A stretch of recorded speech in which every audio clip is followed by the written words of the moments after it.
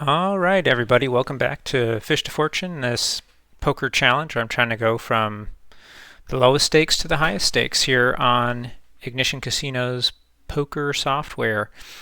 We start today on our second session for the channel, and I think I got a good one for you guys today. Definitely a better ending than the last one. Got quite a few good hands in here. We do start kind of slow. There's a pretty long wait to get into the game, but once we get in there, we're going to be having some fun. The big takeaway for me after this session has been to continue working on my bet sizes. Definitely have some leaks there when it comes to value betting and getting people to follow in once I've put some money out there and I end up scaring people away.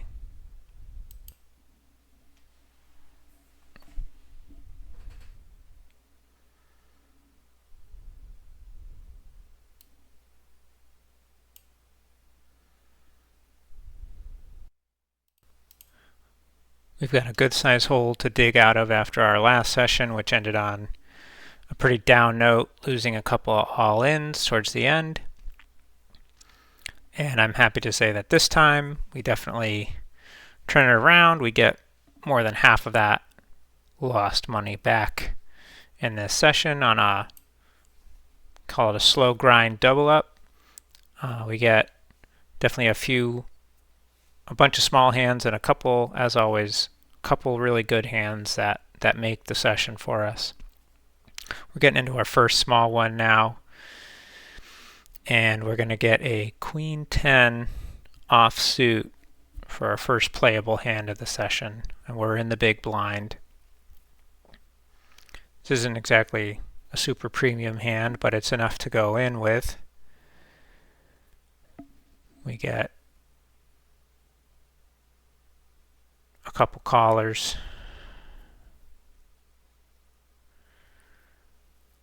Definitely had noticed that I'm playing against some shorter stacked folks in this game. We end up flopping top pair, so we're not really going anywhere.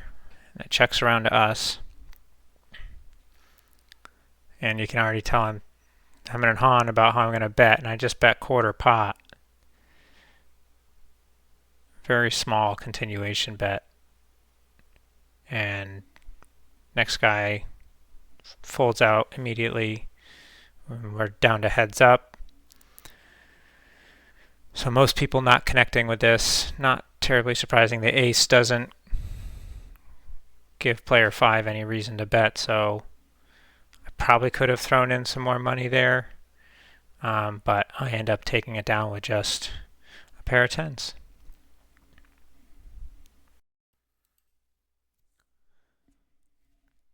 Big takeaway from that hand was really to put some more money in on the river. Now maybe our opponent would have folded to any bet on the river, but I have a feeling I could have gotten some more money there, and that'll really help with the win rate in the long term. Is when you have a good hand, you should be trying to make the most of it. And now we get King Queen offsuit. This is another playable hand for us.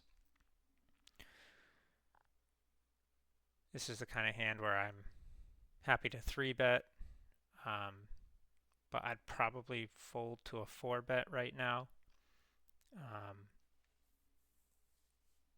If it was suited, then I might be happier to play a 4-bet, and we get 4-bet here. Player 4 makes it 77 cents to go, which is pretty big for these stakes. Probably pocket aces or something crazy. It's not like he's going all in and just saying, doubling up or going home. So, got to have a pretty good hand, aces, kings, something like that. But he ends up getting a couple callers. We end up folding this hand, which ends up being the right decision.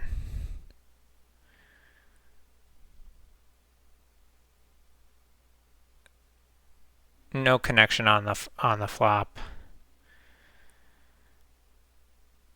and more aggression from player 4. Pocket aces probably. He goes up, ends up with a set, and no one wants to take him up on that.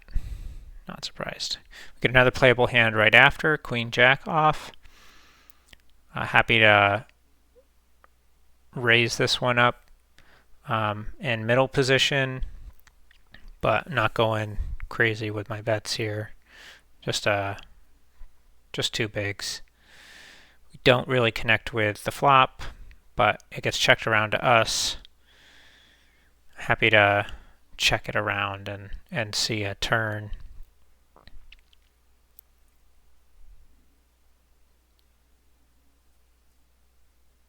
And now we have a pretty good shot at, something here, but we're still pretty weak, and against 53 cents all in, it's not worth 25% chance at a flush.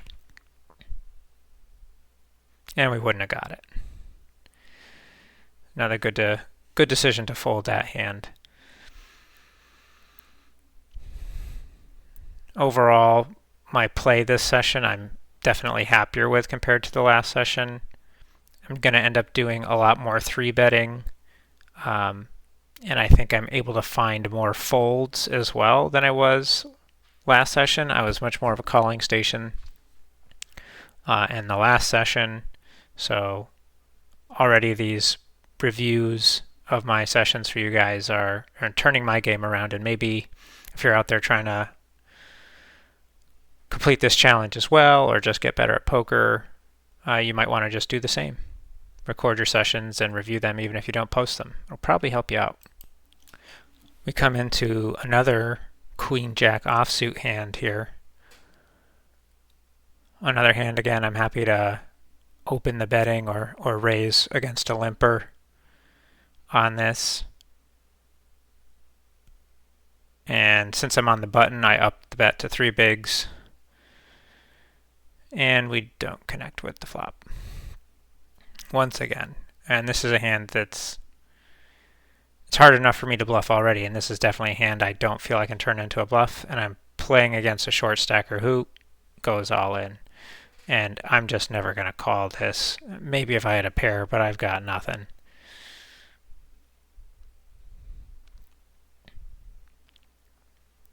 And that's just how it goes. Now, I end up with a pair on the turn there, but it's important to not see that and get too FOMO'd into thinking, you got to be betting more and being more aggressive with that. Player 1 here is being very aggressive with his short stack. He's going all in frequently, stealing blinds, trying to make it happen.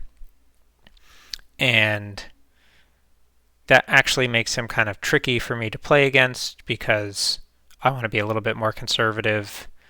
So unless I have something pretty good, I don't necessarily want to be betting 20% of my stack on just a pair. So it was the disciplined decision, even though maybe I end up with a pair, but maybe he had something. Maybe he had kings or queens or potential flush draw coming on from that. So just because you see the jack doesn't necessarily mean that it would have been a good idea to stay in the hand and make the call. You can see he's going all in multiple times while we wait for the next hand. He's worked his way up quite a bit. We're big blind here.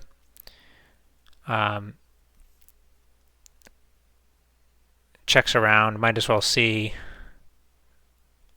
the flop, and we get a pair of 5s. So middle pair, potential for a straight. I end up doing a small c-bet here. I don't want to be passive. I'm trying to be a bit more aggressive in my play. But I can be shaken off this hand pretty easily. 3-5 off with just a pair of 5s. Not really going to get the straight now. Not going to get a flush. What can I hope for here except a 5 or a 3? So I'll just check it around. even though I think about bluffing. And it gets a jack. I'm thinking somebody's probably connecting with the jack, and player one's going to tell that story, and I don't really want to put him to the test. So I'm going to fold that one.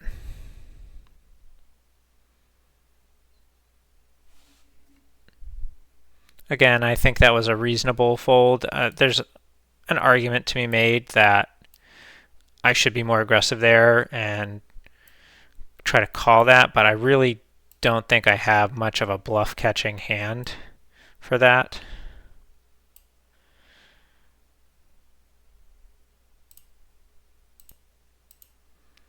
Pair of fives just isn't going to beat that many hands. And I had a terrible kicker, so good decision to fold there. And now we're going to come into a series of hands here, and we start with pocket sevens.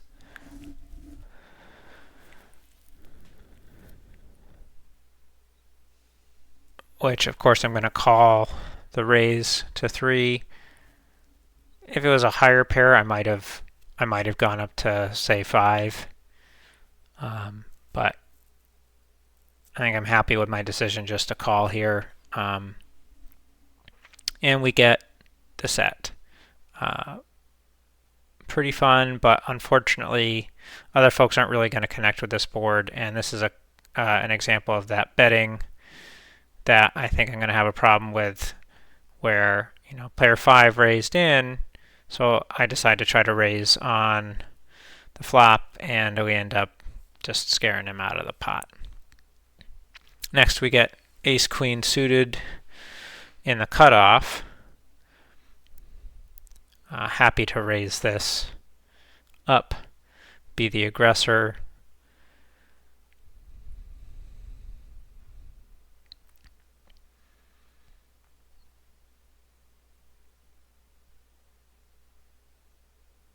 And we don't have, the greatest flop here, but we do get 2 diamonds, so hoping for a flush.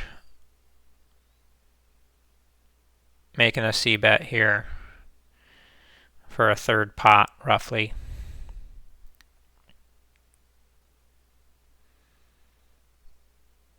Playing again against a short stack.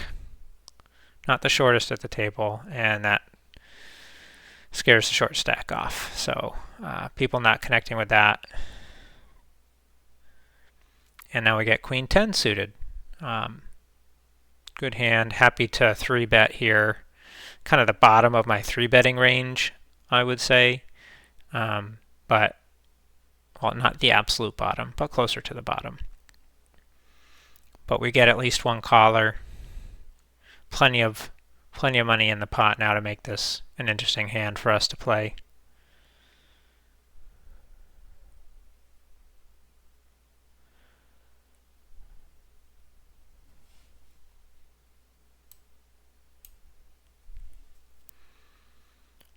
Folks are taking their time, so got a lot of marginal thoughts going on here. Except I think player 5 is actually gonna just leave the game. This would be a great spot to have a second table open, but we're not ready for that yet. Oh, he does call. Okay, so we get 4 ways to the flop, which is not what I love, but we get middle pair. And we're just going to call with middle pair. No real hope for a flush.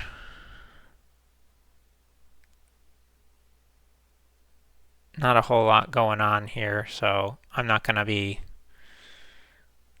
betting big. The river comes a 3 of diamonds, which leaves open another potential flush draw now for folks, but not connecting for player 1. That's a small C bet. I'm happy to keep going. And at this point, I was putting him on some kind of pocket pair, but wasn't really sure what it could be. I didn't think it was jacks. and not likely to be tens. But you could see queens or kings at these low stakes perhaps being not that aggressive on a board like this. And not that I have a ton of experience with that, but that's what my feeling was at the time. But with second pair, I was happy to call. Now we get kind of lucky and we get fives on the board, so now we have two pair.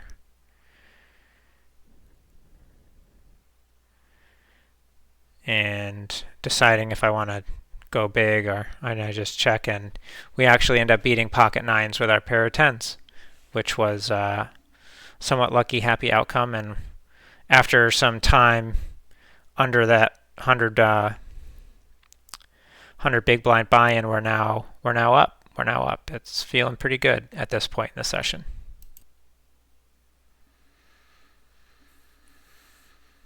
We don't have long to wait for our next couple hands.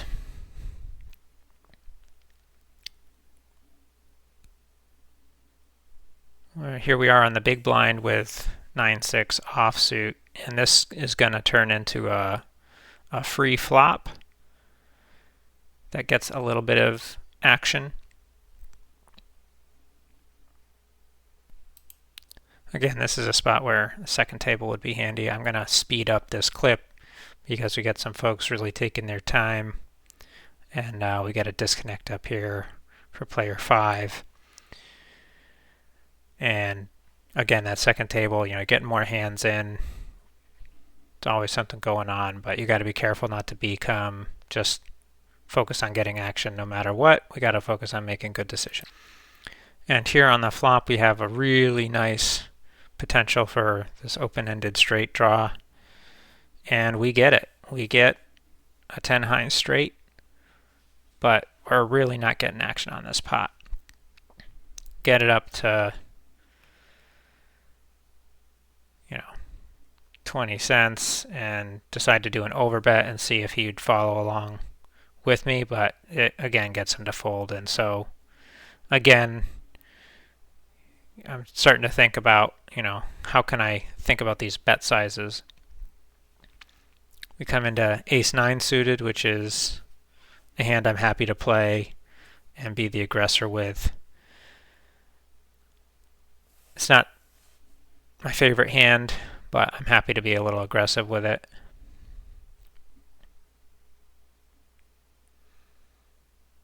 So I'm really targeting to have a VPIP around like 25%. VPIP, for those who don't know, is just voluntarily putting money in the pot. So, putting money in if you're not a blind. And we get one card away from that flush, and we have some straight draws here as well. Just a jack away from a fun straight. Feeling pretty good. We get player 5 to come in along with us, and we get our flush.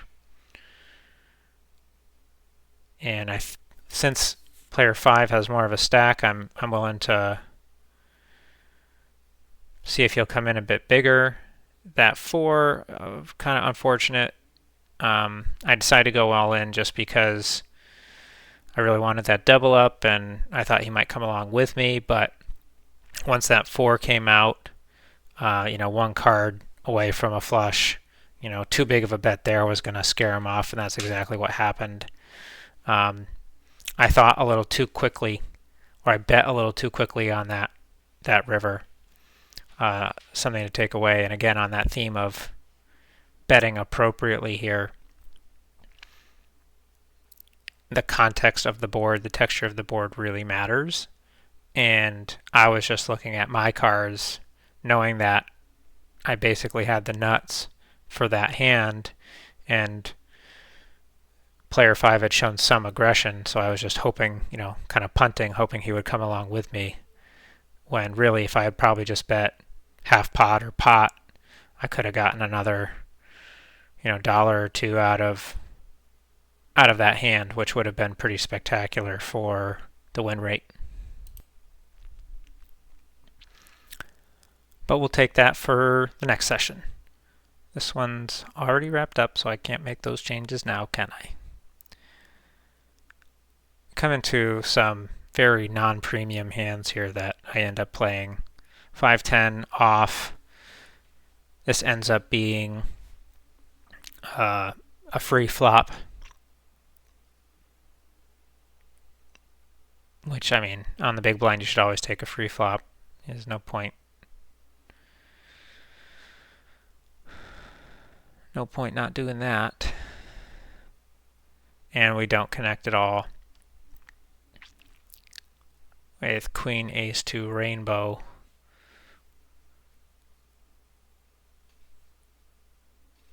And we're not even gonna stick around for one big. We don't have any draws. We don't have any pairs. Well, I guess technically we had a straight draw, but very unlikely. The right decision to drop out of that one. And then we come in on the small blind here, and this is another theme, something that I can improve in my play. I get a little too call happy in the small blind.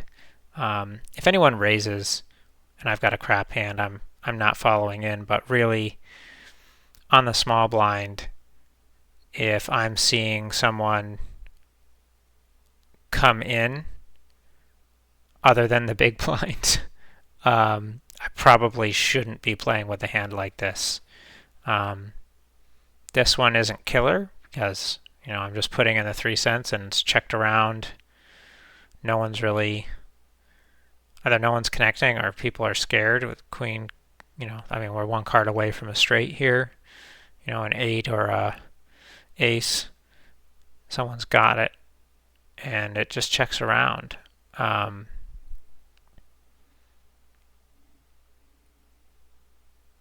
There's an argument to be made here that if I had put in that bet on the turn, that I probably could have got everybody off of this hand.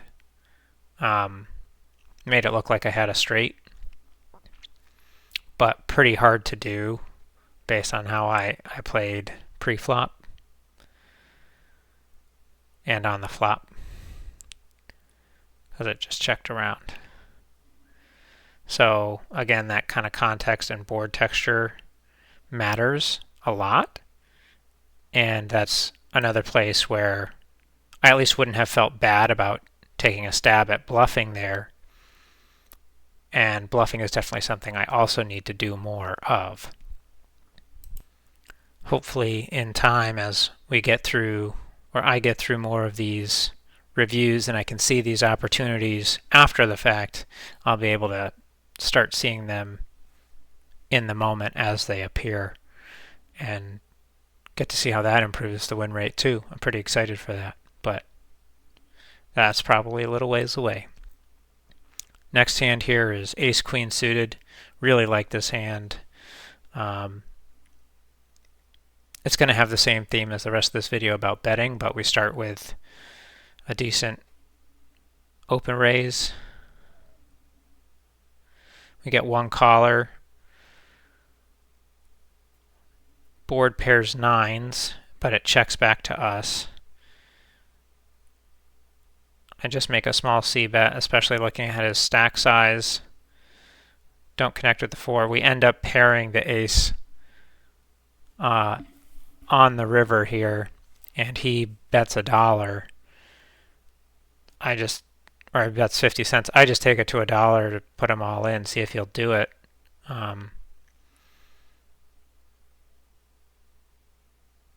And we win. We're good. But,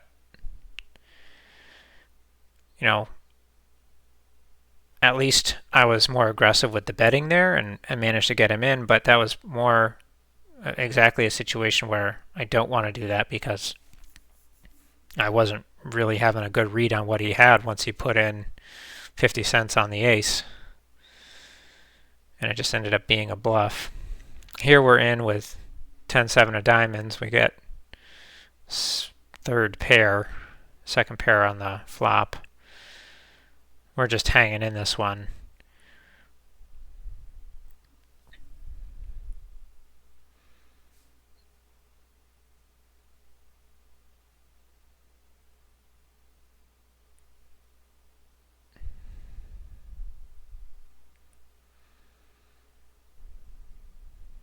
And we end up with the set on the river. And I try to get folks to come in, see if I can get 6 to go all in on the short stack. And we chop. Can't really complain about that. It was just a stab. But we're getting close to the end of the session here. We're up $3 on 5, feeling pretty good about that. And I decide to not play that A7 offsuit here. It's just not quite good enough for me to want to play. There's no real straights or anything like that that you can make. And again, this is an example where, you see that ace, top pair on the board. If you'd stayed in, maybe you could have got some action on it, but you gotta make good decisions in the moment and really leave those marginal hands aside. Probably sound like a broken record about marginal hands right now, but it's going to be the thing that saves these new poker players like myself from throwing their money away, is staying away from the marginal hands. It's a great way to think you're playing all right because you're, maybe you're winning some hands and you're not throwing money in, just shoving all the time on stuff and getting cracked or, seeing, draws that end up, missing and betting too much. Instead, it's just death by 1,000 cuts when you're playing these marginal hands, and especially if you're finding folds. But here we're on one of our last hands of the session. We get pocket sevens again. We've got a few more bigger stacks with us this time, just a couple of short stacks. But I'm under the gun here, so I don't want to be going crazy. Happy to be the aggressor and see if we can shake some folks off the pot, because the fewer people you're playing against, the more likely you are to be able to realize your equity. But we go 3 ways to the flop, 2, 10, 8. Check around because we're out of position. We get another 2. And, with a sort of middle pair, I'm not loving that position, especially with the flush draw now for clubs. But 17 cents half pot doesn't scream. They have it to me. And they end up with 3 2s on the board for a full house. And I just go in and I'm not sure what 5 had, but I'm not terribly unhappy with how that hand played out. There's always debate about how you could play a hand with a little exception, but I feel fairly good about how that one played out, like I said, and that ends up leading us to just our last playable hand for the session. We get ace queen of hearts, which is an easy hand to be aggressive with. And looking around the board, got a couple of small stacks who might be able to get in, or there's player 5 and player 1 here who are close to 100 bigs. Could try to get some stacks in against them as well. Player 1 taking their time. We'll bet 3 bigs. We get a fold. Player 4 is going to call. Player 5 is going to call. Snap call. We get top pair. No hearts, so no flush draw. Not a huge hope of a straight draw here. but top pair with aces, I'm not going anywhere. I'm going to make a C bet of quarter pot, 4 folds. We turn trip aces. Now I want to start getting aggressive and getting the money in against a bigger stack. And if 5 of spades doesn't really change anything, so I'm going to bet pot. He calls, and we are good with trip aces to get us up over 100 bigs for the session. Overall, I feel fairly good about my play that session. Trying not to be too results oriented here, but hard not to complain at 100 bigs and 50 hands. That takes our win rate up to 50 bigs per 100 here at 2 cent, 5 cent, in a very small sample, admittedly. I've definitely had some good luck come my way, but we're not quite halfway to being able to go up stakes to 10 cent big blinds, which I'm really looking forward to. Hope you all are too. And if you guys have any thoughts on how I could have played any hands differently or changed my play, I would love to hear them down below. I look forward to sharing my next session with you guys soon. Thanks for watching.